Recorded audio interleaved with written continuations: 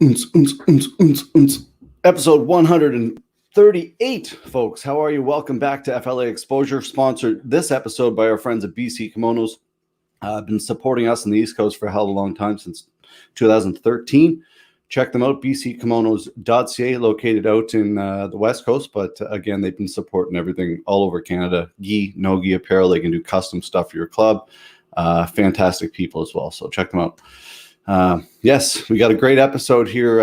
Really looking forward to this. A guy I've known quite a while here in the jiu-jitsu scene, local grappling scene. He's competed in pretty much everything that I've ever done.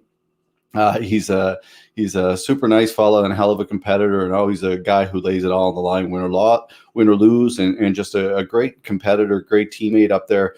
Trains with the great team at MXT under Professor John Kelly in St. John. And they do a great job there and have a super tight team. And this is a guy, again, I've known for a while, and I've wanted to have him on, and it just didn't work out before. So thankful to have him on now. So let's bring him on. Episode 138, Mr. Joe Pilmer. How are you, sir? I'm good. How are you, pal? Awesome, man. Again, thanks for joining us, and Happy New Year.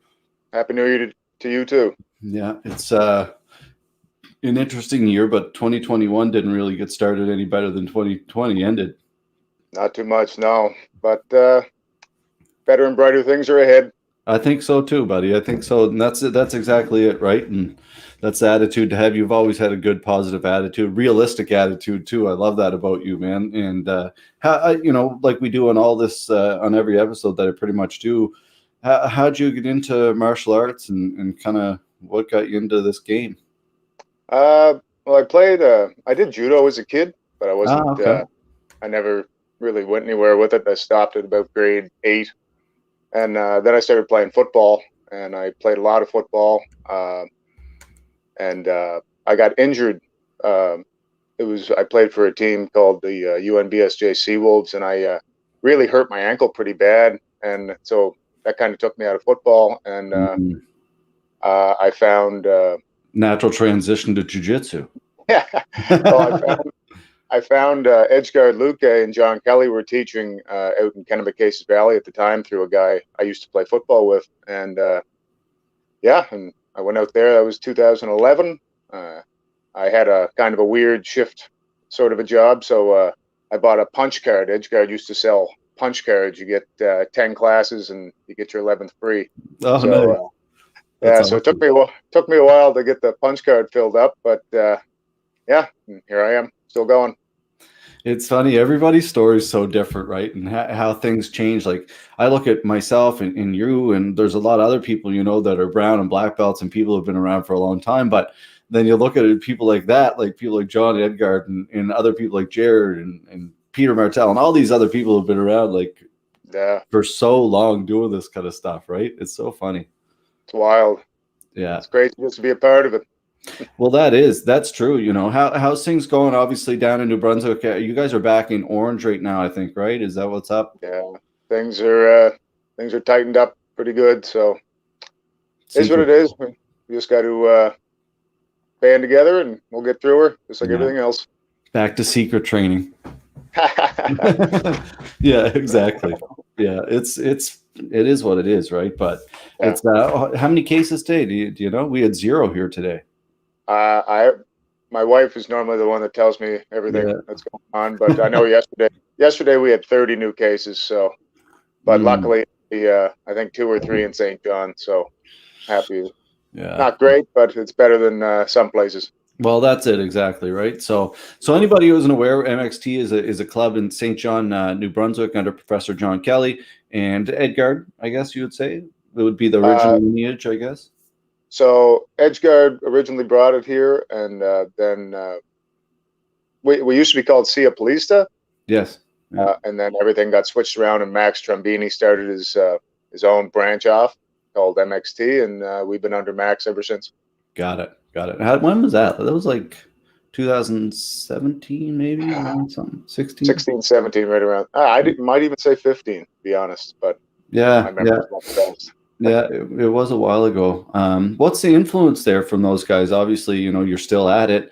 And like I was training today and I was talking to a guy and it's like with a white belt and this white belt, really tough, really, doing well. And to me, I look at that and I'm like, that's really good. But the thing is, how you get to brown belt or black belt or purple belt? You have to do that 4 times a week. That's what it's good to see that, but like, you got to keep doing it, right? And it's the influence of people that make you stick around. Yeah, it's what's that old saying? It's not who's the best, it's who's left. Very true. You just got to keep going. Your knee hurts, well, just still show up and shrimp around a little bit and tell some guy what he's doing wrong or what he's doing right, and just keep going. Mm-hmm. Be a teammate. That's it. Yeah.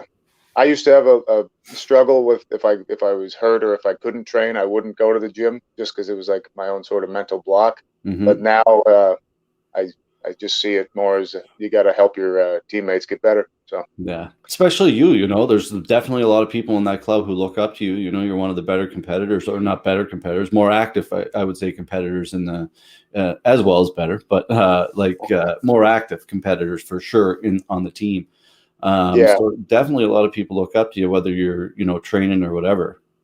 Yeah, we got a lot of good guys coming up now, and it's crazy. It used to be you'd see a purple belt and it was like seeing a unicorn. And now I'm seeing more every time I come to class, and guys getting promoted blue belt, and I don't even see that many white belts anymore. It's pretty crazy, Yeah, it's funny when clubs do that, right? And it's about dedication from the coach, and feel like you guys showing up all the time and building that foundation, being able to go from, when certain clubs need to close and transition to another club or whatever it happens to be, man. And when you have that base, it goes a long way for sure. Do you do any judo? I know John, he's big. He likes well, I don't know if he does it anymore, but I do.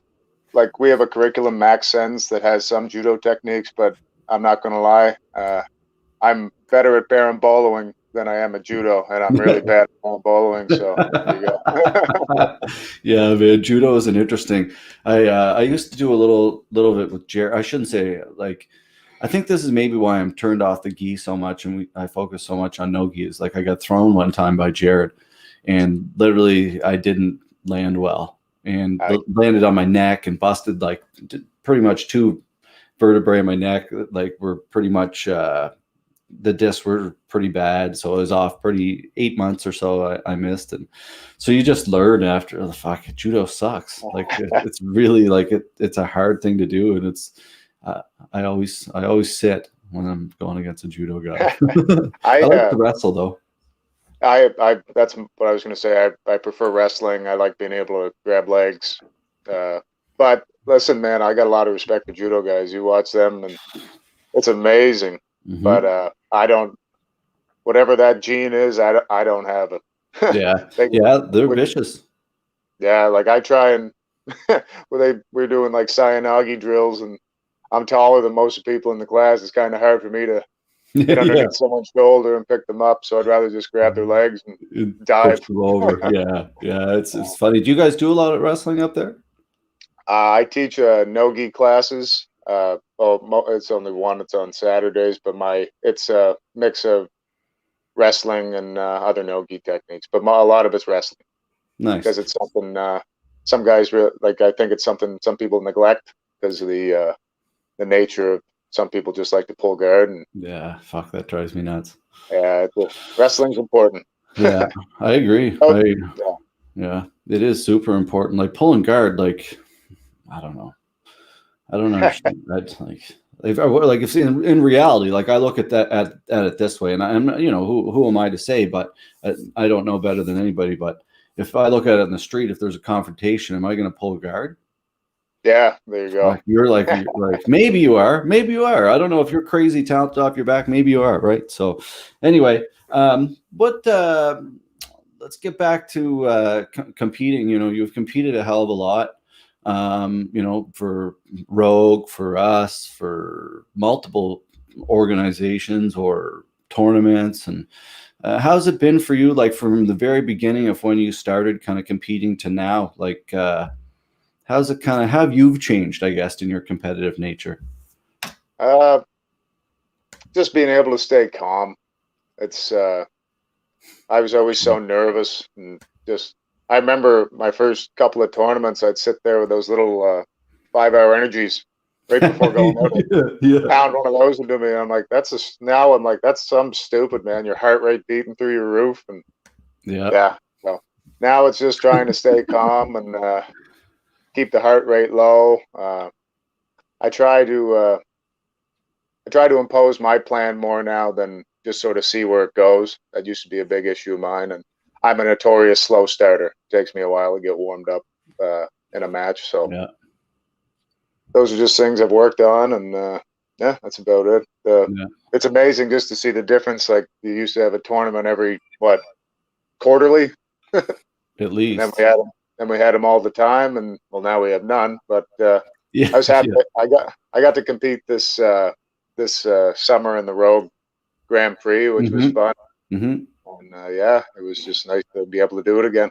Yeah, that's it, man. At one point, there's a lot of events and tournaments, and that's what's important. That's what's going to grow the scene, and it's, excuse me, it's interesting to see what's going to happen here moving forward, and I don't know. Fingers crossed, it kind of everything goes away with this vaccine and kind of gets smartened up. But yeah, it's competing, man. It's a funny thing. Everybody I talk to is kind of the same way about calming down and working on the mental side of it, because, like, going back to putting on all these tournaments, every single tournament, every venue, and I'm sure guys from Rogue or Nick or whoever, Nick's put on a couple tournaments.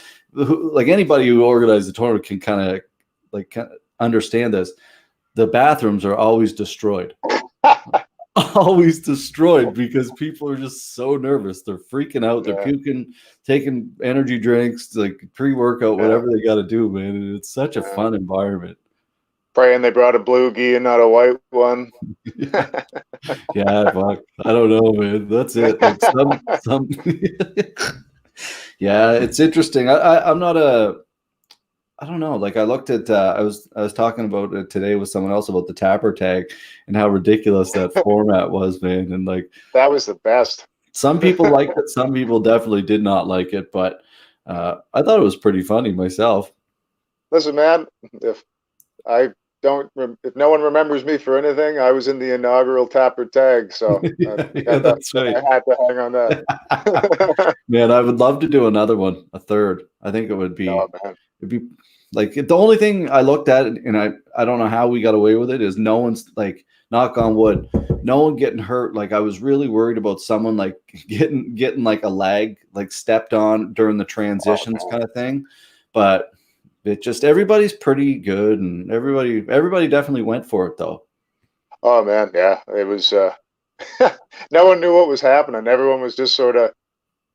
I remember like, the rules were like kind of, they were good, but they were kind of like, what?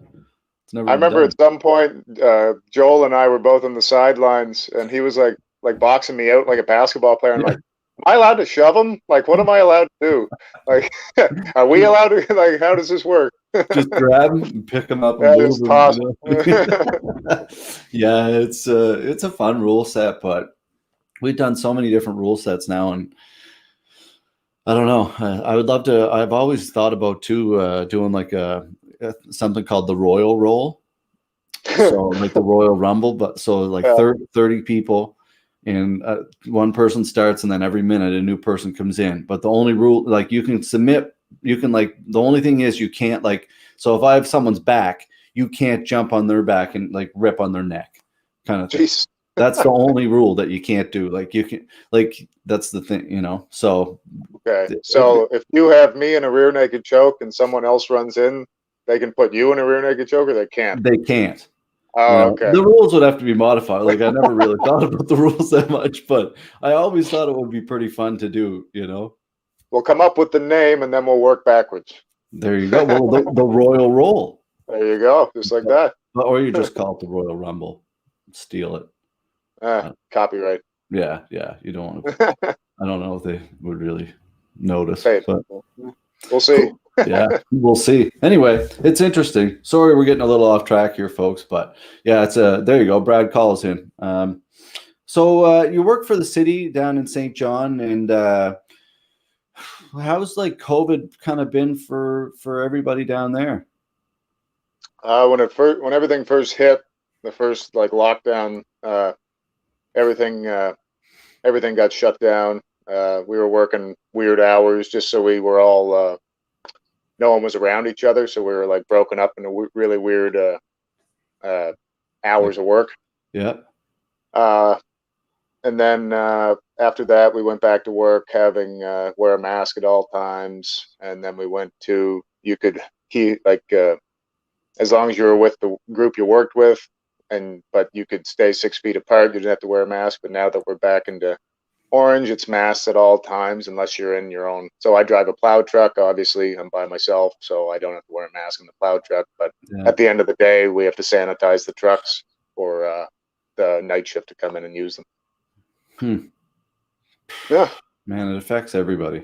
That's an interesting job to me. I always look at well, driving a plow. To me, it's like insane. How like I don't my ADHD is out of control. So for me to drive a plow truck would be fucking not good. Like I don't know how you can do it. There's so much to pay attention to. I'd be taking out guardrails. Yeah. Yeah. You just gotta. You get used to it. It's just like Yeah. anything. You gotta. I remember. Well, they're a little easier on guys now, but when I got hired, I was like 21, 22 when I got hired with the city. I was real lucky I got on that young, but here's the keys, young fella. And a plow and a wing and tire chains, and yeah, don't freak out too bad. Yeah. Call us if you're in the ditch. Yeah, and I've found the ditch many times. Oh, really, eh? Yeah, It's probably gonna happen, that's part of it. Luckily, it's right full of snow, so it'll yeah. give you a little bit of cushion. Yeah, it's an incredibly interesting job, and thanks for doing it, by the way. And it's not one of those jobs. Now I see them. They have like plows in the front, a little one on the side, and then another big one on this side. It's like, Yeah, those are the highway trucks. Those are a whole other animal. man, how are they? Like, how do you even pay attention? They must have a computer screen or something looking at them. I don't know. Probably have. I've never driven one.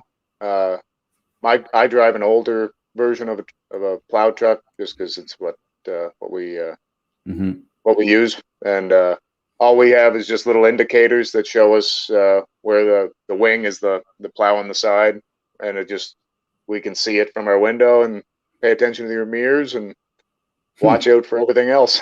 Did you ever get back like from a long shift like that, and then get in your car and you're like, what the fuck? Like, Yeah, how do you adjust back? We've been we've been lucky with snow for the past couple of years, but I remember a couple of years ago, I'd work a 16-hour day, and we did like 40 of them in a row, and you'd get back to your car and you'd be like, I could be in Toronto right now with the same amount of time and miles I put in today. So it's an incredible lot of snow you guys move, man. Yeah, it's wild. Yeah, good old St. John. Yeah, well, it'd be fun, like a little bit of a stress, but fun job too. So, well, good again, good for doing it. I always ask a lot of people too that come on here, because for me, like as a promoter in this kind of sport, like even especially in jiu-jitsu, not so much MMA, but I always compared it to like when people would be like, "What do you do? How do you convince people? Like, what about like how to watch your events or whatever?" And I say, well, like I always looked at it like it's like BMX versus motocross, like jiu-jitsu versus MMA. Because if you're going to watch BMX, chances are you're going to watch motocross. Like if you had the choice, you're going to probably watch the more exciting thing. And that's what I think about like jiu-jitsu MMA. Most people know what motocross is, but they're going to watch that before they're going to watch BMX. I don't know. It's just kind of the analogy I've always used. And I always wonder like how they would kind of approach people about, if you had 10 minutes to spend with somebody, how you would kind of approach transitioning them to compete or even get in the gym. So how would I take someone that's never done any training and try to get them to? Because like, oh, is that karate? Or the usual things that I wouldn't want to do that. Like we all have those awkward moments in there. My nephew's a black belt in Taekwondo. I love that one. What rank are you? Oh, I'm a brown belt. Oh, you'll get there. Oh, thanks. Yeah. Yeah, those are good ones too. I do like that. Jiu-jitsu could be a hard sell to some people just because it's a very not to sound weird, but it kind of is. It's very intimate. You're very close with another human, and if you're not used to that, like I know guys that if you like come up behind them and just sort of grab them and hold their arms together, they freak out. Like they don't like it. I So don't like it. you Yeah. can't handle if you can't handle your buddy just messing around, you're probably not going to like someone Smothering you, actively smothering you, sweating in your mouth, and touching your feet. And yeah, exactly. That's true. I think the self-defense aspect is good with like police and different armed forces, stuff like that. I think that's an important aspect is ground fighting. So people like that, I could understand. I think they understand it better than just someone off the street. But then you get guys that have never done any sport at all and come in and they're just naturals, and it's because it's like a game, right? It's like a chess game. Mm-hmm. I think to explain it to someone, I always say it's like if you took amateur wrestling and judo and then you added WWE submission holds, you got Brazilian Jiu-Jitsu. That's a good way. That's a good. The WWE probably sells a little too. Oh yeah, they like it. You put them in a sharpshooter. Man, it's interesting because I always wonder that, like how everybody else would kind of, because it's a thing that is not easy. You know, you're selling something to a lot of people, they don't even know what it is. It's like you said, you know, my nephew's oh, he's a black belt, he's 9. It's like, oh, cool. You know, and he's way better than me. You're right. Yeah, like it's a different thing altogether. But but they don't know. No, I think MMA is easier to explain just because it's anytime someone gets punched in the face, people understand it. Yeah. Whereas if you're transitioning from a triangle to an omoplata, and I can see it, but my buddy next to me who has no idea what's going on, he's like, "How do you know he's doing that?" I'm like, "Because his hips just switched," and he's like, "What?" Yeah. Why doesn't he just get up? Like, yeah, just stand up. Come on, man, just stand up. Like, yeah, it's funny. I love those guys, but we all need those guys. We need lots of those guys to buy tickets to our future MMA events. So, well, that's I watched your card, by the way. The first FLA was a great card, man. So congratulations on that. Thank you very much. Lots of hard work. Hopefully you guys can get another one going for the guys soon. That's the plan. Yeah. Hopefully we'd like to do 4 at least this year again. Our plan was 4 in 2020, but that didn't happen. So if we're 4 again, you know. So we'd like to get to New Brunswick at some point too. So we'd like to do Newfoundland. We'd like to do everywhere. If PEI is out of the question, but Newfoundland is something that is a possibility. But obviously Nova Scotia is, we got to not get ahead of. Yeah, we don't want to get ahead of ourselves here, obviously. So right now we can't do any. But how come PEI is out of the question? I don't know. Just like they don't have any sort of interest. Like even jiu-jitsu is kind of illegal over there. Like it's a weird thing. I'm not sure what it is. Matt McGrath, and we spoke about it before, and it's been approached, and they're like, but it's one thing to say that, right? Like again, but with proper proposals and kind of thing, why wouldn't it? Right? Like I look at Newfoundland or Cape Breton is a big part. Like there's lots of places we can go, but like I look at Newfoundland, the Mile 1 Center right downtown St. John's, like they don't have any MMA. They don't have any real, like they maybe like a right now I think they might have one major sport, either hockey or basketball, but that one of them's left. So, but you're taking a big risk going over there. Would people drive? You know what it's like to get everything over there. You're hauling a shit ton of gear over to Newfoundland, but they've shown interest with our commission would have to go there, blah, blah, blah. So yeah, a lot of work. Yeah, a lot of work. But who knows, man, who knows what'll happen. Right. So, yes, sir. But yeah, so your MMA experience, man, you did it. You got it out of your, that was probably the whole thing for you, eh? Was it a bucket list thing or? It started out as that, and then you kind of catch the bug a little bit, and then thank God for Nick Coombs, he knocked that bug right out of my head. Yeah, that was a good fight. I was good, but I'm a much better grappler than I am cage fighter. I know that for sure. Yeah, you learned that, did you? I did. Yeah, I really should have spent more time stand-up boxing, working on that stuff. I was just never comfortable doing it, and he was very comfortable doing it. And Nick's a really hard guy to take down and to keep down. So it was just Didn't work out. He got me Yeah. with a real. He got me with more than one right hand, but that last one really did Yeah. it. Yeah. Well, it's like Justin just said, though, man, that was a very, very good fight. And I knew I was interested of that fight because I knew him and I knew his history, but I was wondering, like, I obviously knew you really well. So I was like, wonder what's going to happen here. So, man, yeah, hold your head high for sure. Well, we fought once before.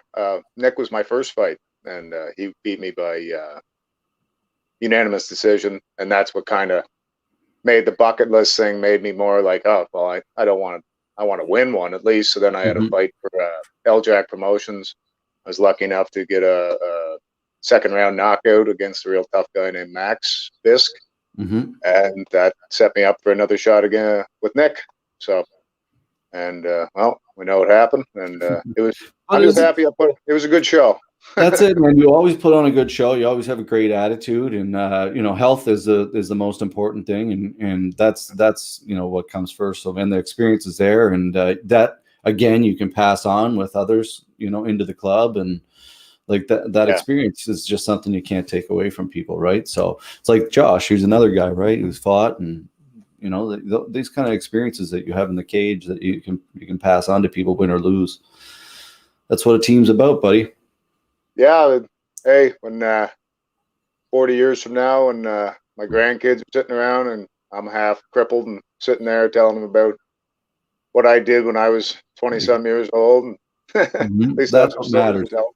Yeah, that's exactly it, man. That's what I think about all this kind of stuff too. And we can all get caught up in, lots of bullshit in life and whatever. But at the end of the day, that's exactly what it's about. When you're 70 or 80 years old, if lucky enough to get to that age with health, that we can sit there and I'll kind of be like, oh, I remember those guys. And we had a lot of fun together. Like, when you can get to these environments of, what they're like backstage or whatever, being on tournament day, or whatever it happens to be. It's an incredible feeling when everybody can come together. Yeah, man. I like, I'm happy to give any advice or anything to anyone that trains with me, even anyone that doesn't, if they ever ask me a question. So for me, I'm strictly jiu-jitsu now. It's way more fun. It doesn't make me dizzy when I get hit in the head anymore. So yeah, I should have did MMA promotions first before jiu-jitsu, because now it's every club's becoming just a jiu-jitsu club. Yeah, but it's still a niche thing. Big time. Yeah. It's hard to, especially gi matches. I love the gi now because I'm getting, I don't move as well anymore, so I can grab onto the gi better. But it's really hard to sell. Like one of the Meow brothers against, I don't know, Cobrinha, and then have someone watch it. And to me, it's interesting, but to a novice that has no idea what's going on, it's like, okay, they're just grabbing at each other and legs are flying all over the place. Exactly. Yeah, that's 100%. Exactly. That's exactly what, for most people that would ever come to our events or whatever, that's exactly, oh, okay.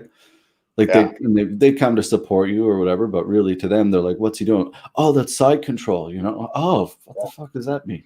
Like, that's so it looks weird to me. So whatever, but give me another beer. There's guys now that, especially in the no-gi, that make it so fun and fast-paced that at least it's becoming more mainstream. But still, to someone that has no idea what's going on, it can be a hard sell.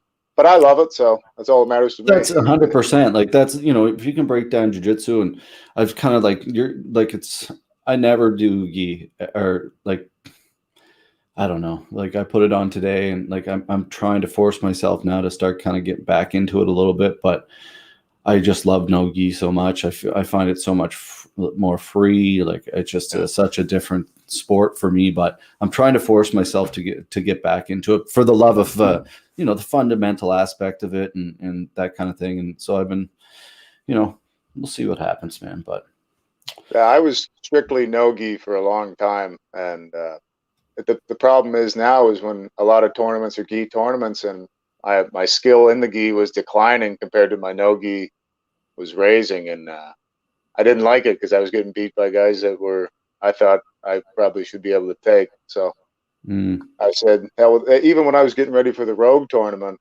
I did 0 no-gi rounds. All rounds were in the gi. So just because it made it more difficult. Yeah. And like my opponent would take their gi off, but I could keep mine on and they could use the gi against me. Good idea. So, yeah, it was good. It was, I put on a pretty good show that time. So Yeah, me that's a and good John went idea, for like actually. a half hour. Who was it? Sean me McMahon. and Yeah. Sean went for about a half hour Yeah. until he taught me the fucker. But The legend himself. How's he doing? I talked to him. We were helping Christian get ready for one of his fights. Mhm. He was up, and I was talking to him, and he's good as far as I can tell. He's on this kick of doing insane amounts of pull-ups. So Makes sense. he was telling me that's his training. He just grabs a pull-up bar and does as many as he can, and then he leaves and comes back and does it again. And then eventually the pull-up bar breaks. And then he just pulls up. He just wills himself up. I was watching this thing. It's like the most extreme race in the world or something on, I think it's on Crave or Amazon or whatever. But he's that kind of guy that would be on there. I'll never forget the first time I met that guy. Like he's such a wonderful person. Like he's so stoic, but he's such a wonderful, respectful, just person, man. But like from a promoter side of thing, there's no better kind of person you could ever have.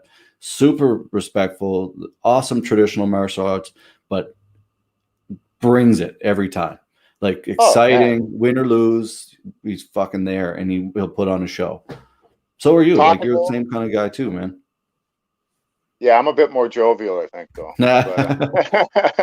But yeah, talking to Sean outside, he's just like you said, he's stoic, but what a nice, awesome guy to talk to. He'll tell you he remembers things I did better than things I remember. So,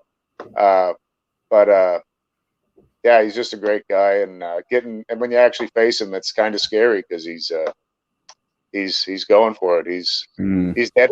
I like to say he's dead inside, but yeah, I know exactly what you're saying. Like you got to pretty much break it to I know exactly what you're saying, and that's it's interesting. Some people have that, and some people don't. Right? Like I'm not when I roll too, and I think my neck injury a little bit maybe when that was like a blue belt or something. I kind of now when I'm rolling, if I like have someone in a certain position, I'm like, your neck okay? Or if I have a deep guillotine, like it's just a weird because I hate that pain, and I wouldn't want anyone else to go through it. But some people, that's just I'm trying to get better at that, right? But it's you either got that kill or you don't, right? Yeah, I'm with certain guys we go hard, and with other guys I of course. Yeah. If I know you're like I put guys in certain positions and they're going against it, so they're going to break their own shit. You know what I mean? Yeah. So I just let go. I'm not gonna make some guy that comes here twice a week just to get a good workout and do jiu-jitsu. I'm not going to blow his shoulder out because he didn't know. His own should have just tapped, but his own will kind of wanted to, his ego, I guess. Yeah. So I don't have much of an ego anymore. I was pretty well beaten out of me. So I hear you, buddy. I hear you. Yeah, it's levels, man, and levels and learning to this, and it's like the old cliche thing. And Joel and I were talking about yesterday about black belt. You just get like you're learning now. Like you're just learning. Like there's things like that I learn every day, but like when it comes to lag locks are a big thing that I work on with Jared a lot, and I have no idea what I'm doing, but I still do know what I'm doing. Like it's an amazing art where you can just continuously learn and from everybody. I learn, man. I can learn from literally a white belt can walk in your club, and I can learn from that person when I roll with them. And I love the camaraderie and meeting new people. It's fucking awesome. Yeah. Well, speaking of leg locks, I rolled against Ken Beaton, and I'm the first one to admit I do leg locks, but when it comes to the different entanglements and things like that, I'm almost a novice. But if it wasn't for him, he caught me from a 50-50 heel hook. If it wasn't for him doing that, I wouldn't.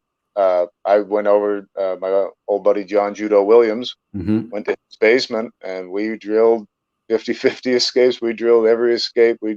And so it's like a thank you to Ken because it made my jiu-jitsu better. Because before it was like I neglected it because I was like, oh, I just won't go there. And then, well, guess what? Sometimes you end up going there and you get caught. If you roll with anybody who like I feel it all the time because like obviously I come from Jared and Rorson, and that's just what our club. Everything kind of trained. Like we've always been nogi, but like everything changed once Sub Series kind of came around, and all these heel hook guys were kind of coming around. Jared just sucked it all up, and Rorson, and they were always Henzo guys anyway under Donaher. But anyway, long story short, you can feel it with people like that don't do lag locks. It's crazy. Like they just put themselves in the position because the legs are so long and the entanglements are there, right? And it's if you're doing nogi, man, you got to be doing lag locks from like whether it's Jared or if you're learning online from people like Kent or your own coach or whatever it happens to be, man. There's lots of resources out there. Yeah, my guy's John Williams. He's my Judo. leg lock guy in New Brunswick. He's the man. He's awesome. Yeah, awesome. One of the best. OG. Yeah, that's for sure. Still beats me up. Yeah, he's a wonderful person.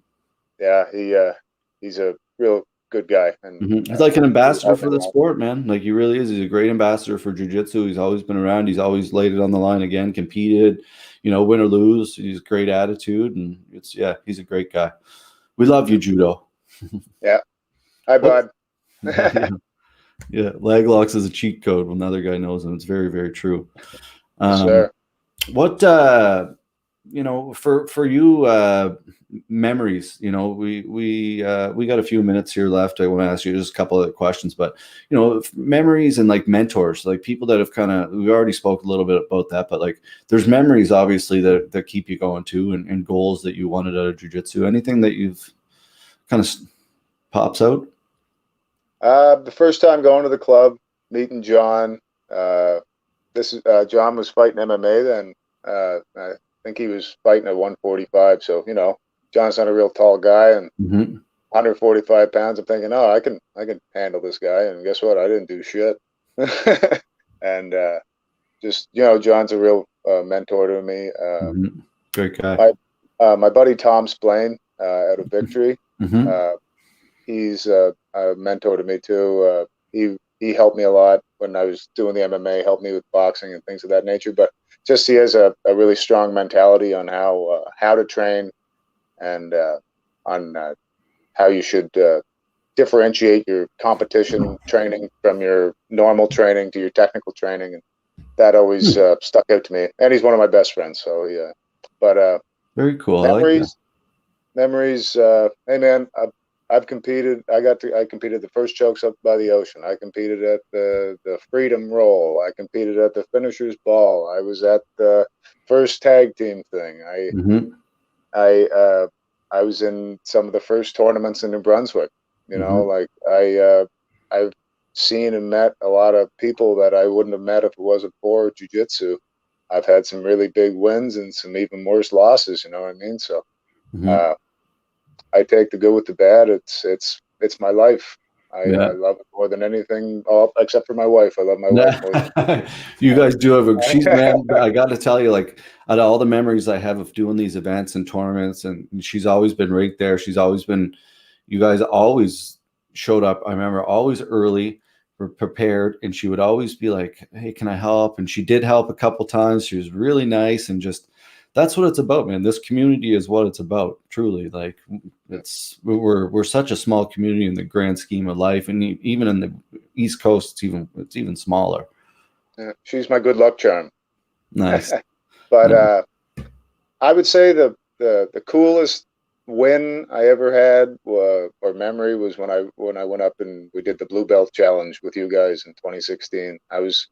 Just me and her. We came up the day before.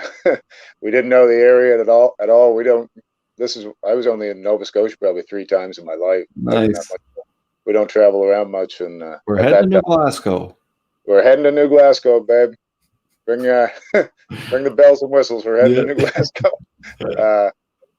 And we had to laugh because we met at Sobeys, and we had to drive through Stellarton.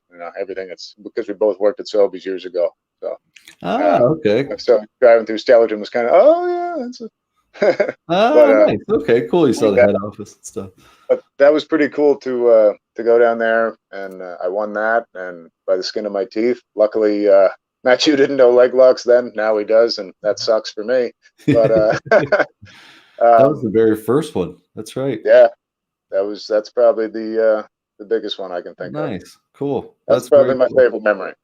Nice, man. Well, that's it, man. Hard work pays off, and yeah, that's awesome. I like that. Very cool story. New Glasgow doesn't get ranked very high. Usually, it's like last place, number 50th in McLean's place to live. Usually, so Is it? Oh. yeah, I think they've changed that a little bit in the last couple of years, but it's improved a little. It's not as I always thought it was super nice little community, but for some reason they always got a shit rating. So good for you. I'm glad I you thought it was like it. beautiful. Loved it. What time of year was that? That was May, because I got Edgeguard gave me my purple belt because I won that. It was pretty cool. Nice. I had a Awesome. good little stretch there. I won the ab high at blue belt, then I won that thing, and then Edgeguard told John, "Yeah, give him a blue belt." Man, those are the things, like exactly, like medals, blah blah blah, trophies. They're all cool. We all think they're cool to look at, belts, whatever. But at the end of the day, man, memories. That's all you can take. You can take the belts and put it up, but whatever. Who's got the stinky gear at MXT? Anybody got stinky gear? Come on. There's lots, but I'm not giving I'm not. You're like, no, I'm not. Man, do you keep your gi with like old protein containers and onions? Like, what are you doing? Like, oh shit, dude! I've told someone, no, I'm not rolling with you. I'm not, and then they left. Come close. Felt bad. They should. You should feel awful about yourself. I'm not big on bullying, but you should really look deep inside with what's wrong with you.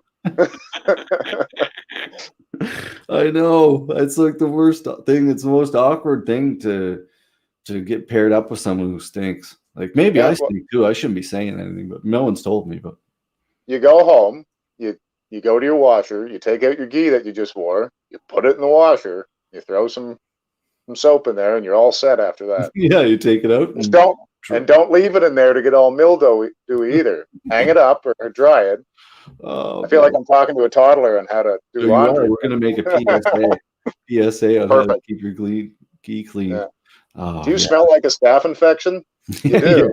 Yeah. Do you have a staph infection? Don't come here. Yeah, it's a very clean sport anyway. A very like close kind of sport. But people do. I will say, for the most part, people do. Most gyms I've ever gone to, they keep it, but like a lot of them now are going above and beyond, which is great. I think with this whole COVID thing, I think there's a lot of kind of places that probably could have used a little bit of a cleanup anyway. Well, good thing with us is John is meticulous with cleaning, so he's always had a clean gym, and which is good. But yeah, some places you go to, you're like, wow, you guys, yeah. Do you have a mop? What? No. Yeah. Is that your pet rat? Oh no. Oh, okay. The mascot. Cool. Awesome.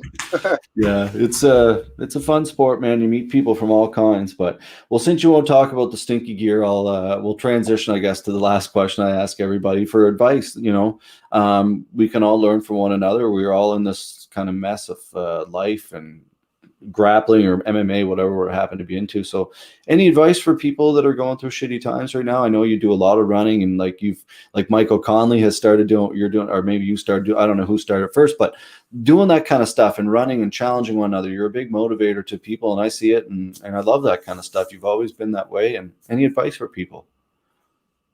Well, most of the things I do aren't the best. I say self-deprecation is a good thing. You really shouldn't like yourself that much. You should. Yeah, some people need a taste of that. And use that again, like use you against you. Like I look in the mirror and I'm like, I'm an unfinished product. I have things I need to accomplish and I have things I need to do. So I started running because actually after my match with Sean in the summer, I could grapple for almost a half hour, and then did a match before that, a 7-minute match. I was barely tired, but I looked like a bag of milk. Like, you know what I mean? I'm like, what are you doing, man? You train like a bastard. And so maybe you should stop brushing your teeth with whipped cream. You know what I mean? Like start. So I just started running, and actually it's really fun now. So the farthest I've gone is 30K. I'm looking for a marathon. I'm 42 kilometers is a marathon, so that's my next goal. Fantastic. We'll see when I can do that when it's not too freaking cold outside. But Well, you've done get, lots of shitty nights. I've seen that. yeah, those are fun. But for anyone that's injured, that's a big thing about jiu-jitsu is guys, they keep trying to train, and just because you're injured doesn't mean you don't have to go. You can go and help. You just can't train, maybe. When you're there, learn, watch, pay attention. That's your job then. And then when you come back from your injury, whatever it may be, you have some new ideas that are sitting in the back there. I've always, like, for years, it was just getting ready for something next. Like, I'd get ready for one of your tournaments. Then there's another one coming up. Then this. And you weren't trying to get better then. You were just trying to get better at competing, but you weren't getting better at jiu-jitsu. You know what I mean? You were just getting better. Your conditioning getting better, and those 5 moves that you were pretty good at, you were sharpening up. But your game, for me at least, my game was stagnant. I did the same thing forever, and now I'm starting to do some new things. Nice. And that's my advice: is pay attention, don't let injuries bring you down, and hate yourself just a little bit. I like that. That's good advice, actually, because, heading into the club injured is super important. A lot of people do that. Some people don't, but it's exactly, sometimes you can pick up things in a different way when you're watching and you're not sitting on the mat. So that's great advice. And I hate myself a little bit too much. So I'm on, Me too. I need to be fucking nicer to myself is my problem. But I know exactly, I think a lot of people need a little taste of that humility, whether it's through whatever it happens to be. So yeah, keep yourself in check. And with that being said, obviously be good to one another. So anyway, man, I want to thank you for joining us. Thanks for taking the time out of your day to jump on. It's been a little while in the making. So yeah, appreciate it. Thanks a lot for having me. It's good talking to you. I haven't talked to you in a little while now. Yeah, it's been a while. Any final shout outs, buddy? Anybody? Anybody? Jesus. Nothing there. Everyone at MXT, anyone that's ever helped me down the road, John Kelly, Max Nabini, Edgeguard Luque, Matt Tufts. Thank God for Matt Tufts. If it wasn't for Matt Tufts, you wouldn't know who I'd be all busted up and broken. And Matt, he's my main training partner, has been since the very beginning. I love that guy. And I'll give For Fitness and Athletics, Matt Forgy. They fixed up a lot of injuries I had. I haven't gone as much lately because, knock on wood, I've been pretty injury free. But if it wasn't for that guy, I had a lot of neck and lower back injuries just from punishment. So he fixed a lot of that. So anyone that's ever helped me, thanks a lot, and have a great day. Okay, buddy. Awesome. Thanks again for joining us, Joe. And we'll be in touch real soon, buddy. Happy New Year. All right, there you have it, folks. Okay, buddy. Take care. Joe Pilmer, the one and only, the legend himself. Love that guy. I used to love when he would slap himself in the face when he would get ready for fighting. Oh, it's like, fuck yeah. That guy scares me. I love Joe. Literally one of the most fun guys I would have to compete. So thanks for joining us, buddy. Anybody out there struggling through anything, just take a listen. That's great advice. And anybody who's looking to get on the podcast, reach out. We're probably going to keep going here, three episodes a week, maybe 4. I have a goal. I'd like to get 250 before the end of the year. So another 120 or so. So this year, we'll see what happens. Anyway, folks, heed advice. Be good to one another. Be kind. Use skin cream. Otherwise, you'll have wrinkles like me. And be good to one another. We'll see you soon.